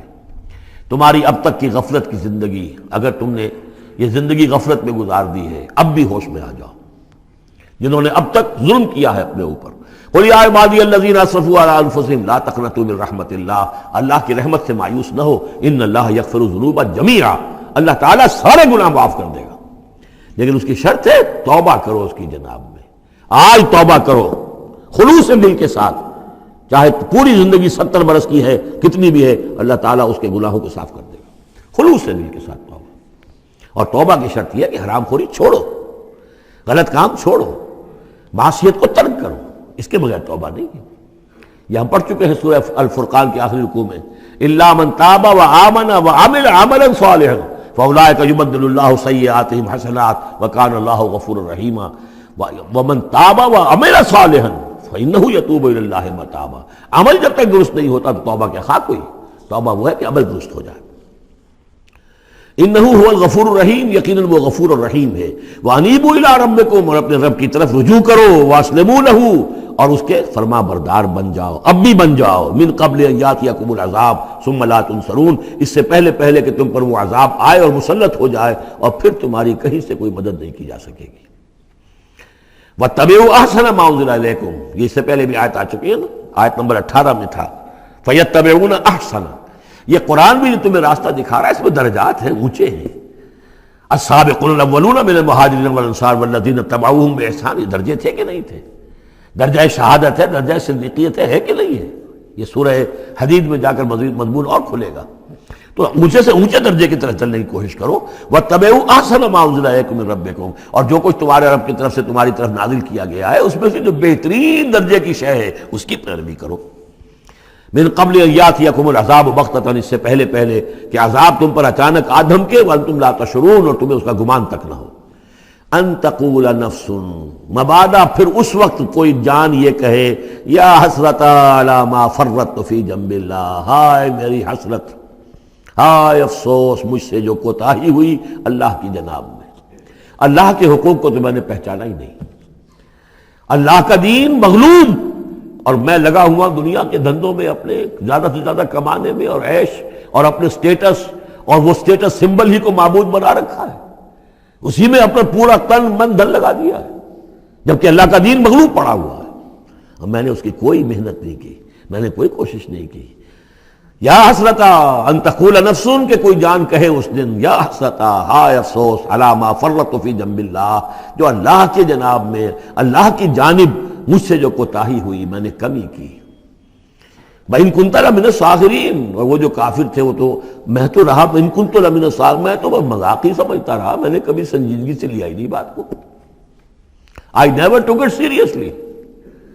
اور تقول لو ان اللہ ہدانی لکنت من المتقین، یا تم کہو کہ اگر اللہ نے ہدایت دی ہوتی تو میں بھی ہو جاتا متقی۔ گویا کہ یہاں اپنے اس چوائس کی نفی کر رہے ہو۔ اللہ نے تمہیں اشرف المخلوقات بنایا اور تمہیں اختیار دیا تھا، اما شاکرا و اما کفورا۔ او تقول حین تری العذاب، یا وہ کہے جب کہ وہ عذاب کو دیکھے، لو ان لی کرۃ فاکون من المحسنین، اگر مجھے لوٹنا نصیب ہو جائے کسی طریقے سے، ایک دفعہ اگر مجھے دوبارہ لوٹا دیا جائے، پھر تو میں محسنین میں سے ہو جاؤں گا، پھر صرف متقی نہیں، صرف مسلم نہیں، صرف مومن نہیں، محسنین پہ میں شامل ہو جاؤں گا۔ بلا، کیوں نہیں، قد جاءت کا آیاتی، آئی تھی تیرے پاس میری آیات، فکذبت بہا، تو نے ان کو جھٹلا دیا تھا، واستکبرت، اور تو نے تکبر کیا تھا، وکنت من الکافرین، اور تو نے کفر کی روش اختیار کی تھی۔ ویوم القیامت تری الذین کذبوا علی اللہ وجوہہم مسودہ، اور قیامت کے دن تم دیکھو گے ان لوگوں کو جنہوں نے اللہ پر جھوٹ باندھا تھا کہ ان کے چہرے سیاہ ہوں گے۔ الیس فی جہنم مثوی للمتکبرین، تو کیا جہنم ہی میں ٹھکانہ نہیں ہے ایسے متکبرین کا؟ وینجی اللہ الذین اتقوا بمفازتہم، اور اللہ تعالیٰ نجات دے گا ان کو جنہوں نے تقوی کی روش اختیار کی تھے، اور پہنچا دے گا ان کی کامیابی کی جگہوں پر، جو ان کے مقامات ہیں ان تک پہنچا دے گا۔ کسی کا کوئی مقام ہے، کسی کا کوئی مقام ہے، یہ صدیقیت کا مقام ہے، یہ شہداء کا مقام ہے، یہ انبیاء کا مقام ہے۔ لا یمسہم السوء، انہیں نہیں چھو سکے گی کوئی بھی تکلیف، کوئی برائی، ولا ہم یحزنون، اور نہ ہی وہ حزن سے دوچار ہوں گے۔ اللہ خالق کل شیء وہو علی کل شیء وکیل، اللہ تعالیٰ ہر شے کا خالق ہے اور وہ ہر چیز کا نگران ہے اور ہر چیز کا ذمہ دار ہے۔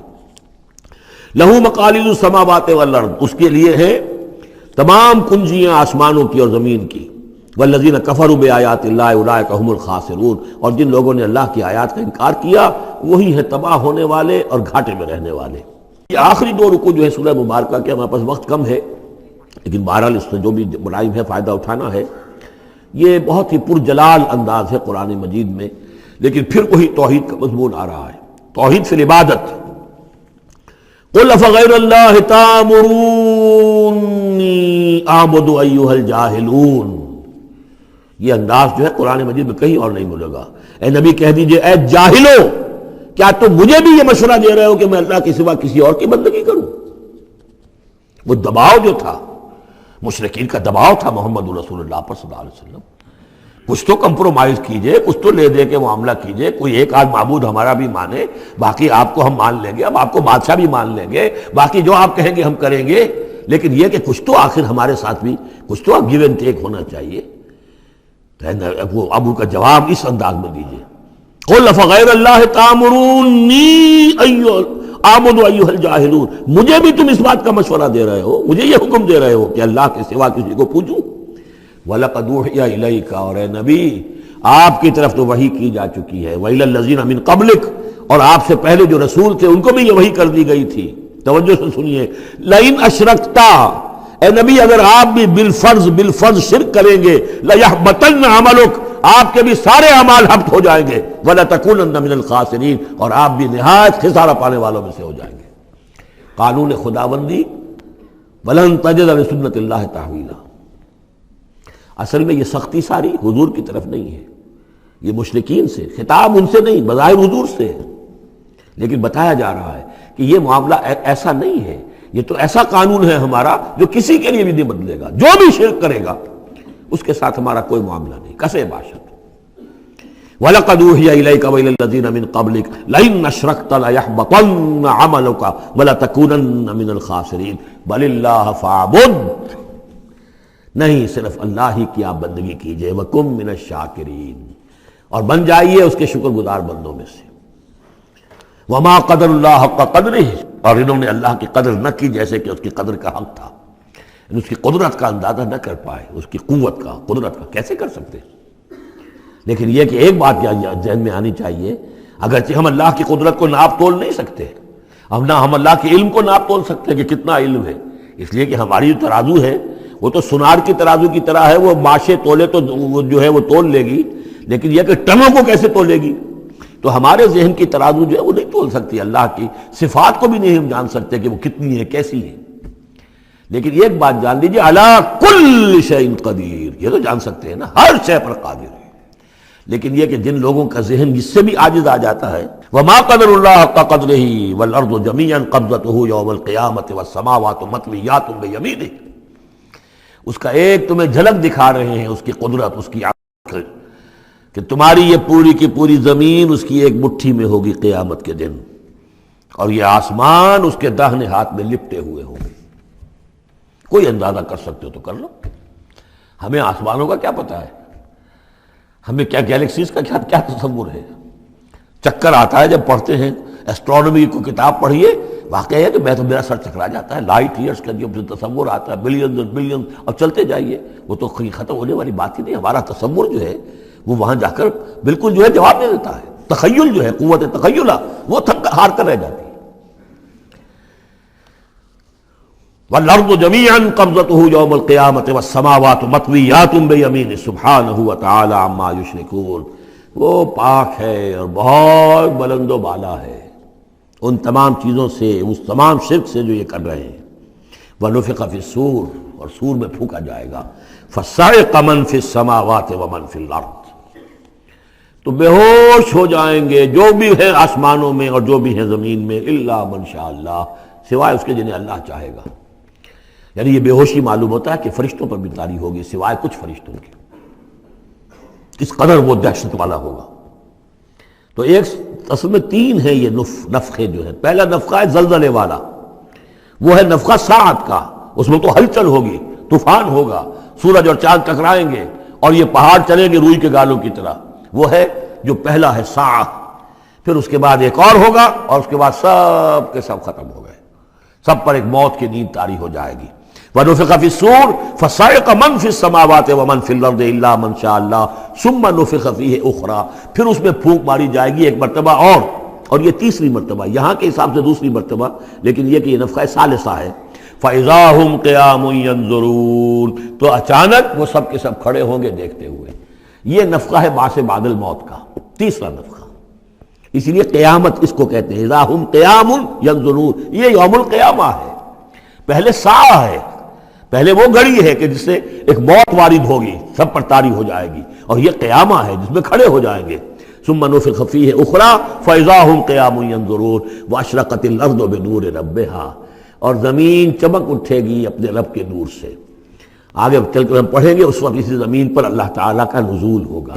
وَجَاءَ رَبُّكَ وَالْمَلَكُ صَفًّا صَفًّا، آسمان ایک غمام کی حیثیت سے پھٹ جائے گا، اور فرشتے جو ہے قطار در قطار صفے بادے و نیچے اتریں گے۔ وَأَشْرَقَتِ الْأَرْضُ بِنُورِ رَبِّهَا وَوُضِعَ الْكِتَابُ، اور کتاب اور اعمال نامہ لا کر رکھ دیا جائے گا۔ وَجِيءَ بِالنَّبِيِّينَ وَالشُّهَدَاءِ، اور انبیاء اور شہداء کو بھی پیش کر دیا جائے گا۔ وَأَشْرَقَتِ الْأَرْضُ بِنُورِ رَبِّهَا، اور پوری زمین جگمگا اٹھے گی اپنے رب کے نور سے۔ وَوُضِعَ الْكِتَابُ، اور اعمال نامہ لا کر رکھ دیا جائے گا۔ اس کا یہی نقشہ کھینچا جا چکا ہے سورہ کہف میں بھی۔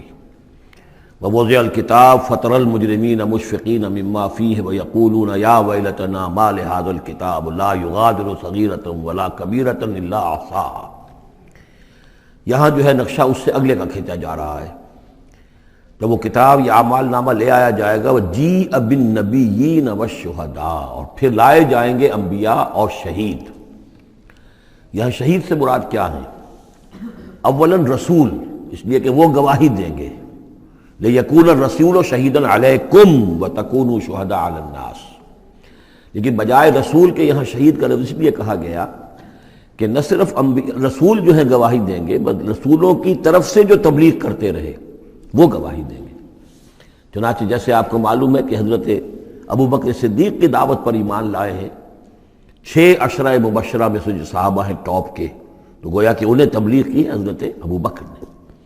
یا حضور نے جن صحابہ کو بھیجا، جب لوگوں نے بلایا کہ آپ ہمارے ہاں بھیجیے اپنے کوئی شاگرد، اپنے کوئی وہ ایمان لانے والے کہ جو ہمیں قرآن پڑھائیں، تو اب کون تھے وہاں گئے؟ جو اصحاب صفہ میں سے آپ نے بھیج دیا۔ اب انہوں نے جا کر تبلیغ کی، تو یہ گویا کہ حضور کے آن بہاف آف محمد صلی اللہ علیہ وسلم وہ تبلیغ کر رہے ہیں. تو ان قبیلوں کو جنہیں انہوں نے تبلیغ کی گواہی دینے کے لیے وہ کھڑے ہوں گے کہ اللہ تیرے دین کا جو پیغام تیرے نبی محمد کے ذریعے سے، تیرے رسول محمد کے ذریعے سے صلی اللہ علیہ وسلم ہم تک پہنچا تھا، ہم نے ان تک پہنچا دیا تھا. اسی طریقے سے پوری امت کی ذمہ داری ہوگی کہ وہ گواہی دے کہ پوری نوع انسانی کو ہم نے، اے اللہ تیرے نبی کا جو دین ہمیں ملا تھا، جو ہمیں وراثتاً پہنچا تھا، وہ ہم نے پوری نوع انسانی تک پہنچایا تھا. اور اگر ہم نہ دے سکیں یہ گواہی تو پوری دنیا کی ضلالت اور گمراہی کا وبال ہمارے گردن پر آئے گا. ہم گواہی دے دیں، تبلیغ کا حق ادا کر دیں، پھر وہ رسپانسبل ہے. ہم نہیں کرتے تو پہلے ہم مجرم ہیں. وجیء بالنبیین والشہداء، اور لے آئے جائیں گے انبیاء اور گواہ، وقضی بینہم بالحق، اور پھر ان کے مابین فیصلہ کر دیا جائے گا حق کے ساتھ، وہم لا یظلمون، اور کسی پر ظلم نہیں ہوگا، کسی پر کوتاہی، کسی کی حق تلفی نہیں ہوگی. ووفیت کل نفس ما عملت، اور پورا دے دیا جائے گا ہر جان کو جو کچھ کہ اس نے عمل کیا تھا. وہو اعلم بما یفعلون، اور اللہ خوب جانتا ہے جو کچھ کہ یہ فعل کر رہے ہیں، جو عمل کر رہے ہیں. اب جو آخری سین ہوگا کہ یہ جاء ربک والملک صفا صفا، یہ زمین چٹیل کر دی جائے گی، نہ پہاڑ رہے گا، کھینچ دیا جائے گا. وَإِذَا الْأَرْضُ مُدَّتْ، اور یہیں پر جو ہے اللہ تعالیٰ کا نزول ہوگا، اور پھر یہیں پر فرشتے آئیں گے اور یہیں حساب کتاب ہو جائے گا. اب فیصلے ہو گئے ہیں کہ جہنمی جہنم کی طرف جائیں گے اور جنتی جنت کی طرف لے جائیں گے. وہ نقشہ کھینچا جا رہا ہے بڑے پرجلال انداز میں. یہ خاص مقام ہے قرآن مجید کا. وَسِيقَ الَّذِينَ كَفَرُوا إِلَىٰ جَهَنَّمَ زُمَرًا، اور ہانک کر لے جائیں گے کافر جہنم کی طرف، گروہ در گروہ، ایک امت کے بعد دوسری امت، دوسری امت کے بعد تیسری امت، چلے آ رہے ہیں. اپنے لیڈر آگے ان کے چلے آ رہے ہیں.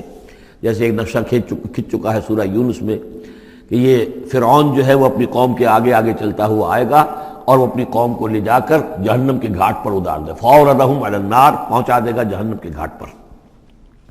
وَسِيقَ الَّذِينَ كَفَرُوا إِلَىٰ جَهَنَّمَ زُمَرًا حَتَّىٰ إِذَا جَاءُوهَا فُتِحَتْ أَبْوَابُهَا، یہاں تک کہ جب وہ وہاں پہنچ جائیں گے جہنم پر، پھر اس کے دروازے کھولے جائیں گے. اذا جاؤها فتحت ابوابها، جیسے جیل کا معاملہ ہوتا ہے کہ اس کے دروازے کھلے نہیں ہوتے، بند ہوتے ہیں. البتہ جب قیدی آتے ہیں داخل ہونے کے لیے پھر دروازے کھلتے ہیں. وقال لهم خزنتها، اس جہنم کے جو داروغہ ہوں گے، جو وہاں پر فرشتے مامور ہوں گے، وہ کہیں گے ان سے الم یاتکم رسل منکم، کیا تمہارے پاس تم ہی میں سے رسول نہیں آئے تھے؟ یتلون علیکم آیات ربکم، تلاوت کرتے تھے تم پر اور سناتے تھے تمہیں تمہارے رب کی آیات. وَيُنذِرُونَكُمْ لِقَاءَ يَوْمِكُمْ هَٰذَا، اور تمہیں خبردار کرتے تھے تمہاری آج کے دن کی اس ملاقات سے. قَالُوا بَلَىٰ، وہ کہیں گے کیوں نہیں، آئے تھے. وَلَٰكِنْ حَقَّتْ كَلِمَةُ الْعَذَابِ عَلَى الْكَافِرِينَ، لیکن یہ کہ یہ کافروں پر تو اللہ تعالیٰ کے عذاب کا حکم جو ہے وہ ثابت ہو کر رہا، یعنی انہوں نے انکار کیا، رد کیا، انہوں نے پہنچانے کا حق ادا کر دیا، انہوں نے کفر پر اڑے رہنے کا حق ادا کر دیا. نتیجہ یہ ہے کہ اب یہ مستحق ہو چکے ہیں عذاب کے. قیل ادخلوا ابواب جہنم خالدین فیہا، کہہ دیا جائے گا ان سے اچھا داخل ہو جاؤ اب جہنم کے دروازوں میں ہمیشہ یہاں رہنے کے لیے. فبئس مثوى المتکبرین، تو بہت برا ہے یہ ٹھکانہ متکبرین کا. دنیا میں تم بڑی اکڑ خوریاں کرتے رہے، اب جو ہے یہاں پر تمہارے لیے یہ انجام ہے. اس کے برعکس وسیق الذین اتقوا ربهم الى الجنة زمرا، اور جو لوگ کہ اپنے رب کا تقوی اختیار کیے رہے تھے دنیا میں، انہیں لے جایا جائے گا گروہ در گروہ، جماعت در جماعت جنت کی طرف. حتی اذا جاؤها وفتحت ابوابها، یہاں یہ واو جو ہے یہ بہت معنی خیز ہے. یہاں تک کہ جب وہ وہاں پہنچے گے اور اس کے دروازے کھلے ہوں گے، پہلے ہی سے کھلے ہوں گے. یہ مفتحت اللہم جو ابواب آ چکا ہے اس سے پہلے، اس کو یہاں پر بھی نوٹ کر لیجئے. وفتحت ابوابها وقال لهم خزنتها سلام علیکم طبتم، اور کہیں گے ان سے جو جنت کے جو داروغہ ہیں اور جنت کے جو فرشتے ہیں، وہ کہیں گے سلام علیکم، آپ پر سلام ہو. طبتم، آپ لوگ کتنے پاک باز لوگ ہیں، کتنے پاکیزہ ہیں. فادخلوها خالدین، اب آئیے اور داخل ہو جائیے اس جنت کے اندر ہمیشہ رہنے کے لیے.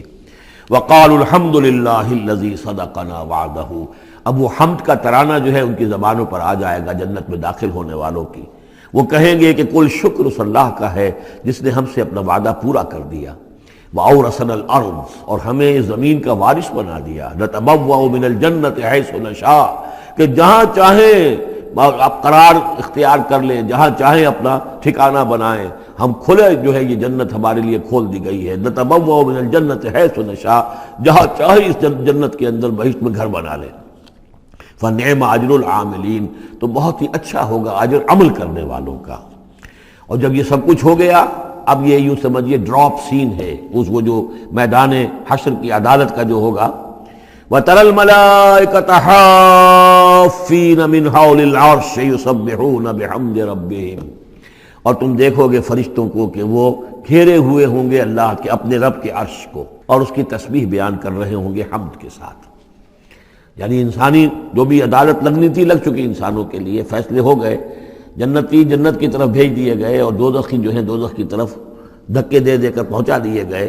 اب یہ وَتَرَى الْمَلَائِكَةَ حَافِّينَ مِنْ حَوْلِ الْعَرْشِ يُسَبِّحُونَ بِحَمْدِ رَبِّهِمْ وَقُضِيَ بَيْنَهُمْ بِالْحَقِّ، ان کے مابین بھی حق کے ساتھ فیصلہ کر دیا جائے گا۔ اب بینہم میں بعض لوگوں نے تو مراد انسان ہی لیا ہے، جیسے کہ اوپر آ چکا ہے وَقُضِيَ بَيْنَهُمْ بِالْحَقِّ وَهُمْ لَا يُظْلَمُونَ، یہ جو پہلا رکوع تھا اس سے 7واں اس کے اندر آ چکا ہے۔ لیکن ایک رائے یہ بھی ہے، اور اسی لیے میں نے آپ کو اس وقت نوٹ کرایا تھا کہ ملائکہ اور ملائے اعلیٰ کے اندر بھی بعض اوقات اختلاف ہوتا ہے، کہ یہ مثلا یہ کہ اللہ تعالیٰ کے احکام کی حکمتوں کے بارے میں اختلاف ہو، کہ اللہ نے یہ جو حکم دیا اس کی حکمت یہ معلوم ہوتی ہے، تو ظاہر بات ہے ان کے بھی درجات ہیں۔ تو اس روز جو ہے ملائکہ کے مابین بھی جو بھی اختلافات ہوں گے ان کا بھی فیصلہ کر دیا جائے گا۔ وَقُضِيَ بَيْنَهُمْ بِالْحَقِّ وَقِيلَ الْحَمْدُ لِلَّهِ رَبِّ الْعَالَمِينَ، اور آخر میں پھر وہ جے جو ہے وہ بلند کی جائے گی اللہ کی، حمد ہے کل کی کل اللہ کے لیے جو تمام جہانوں کا پروردگار ہے۔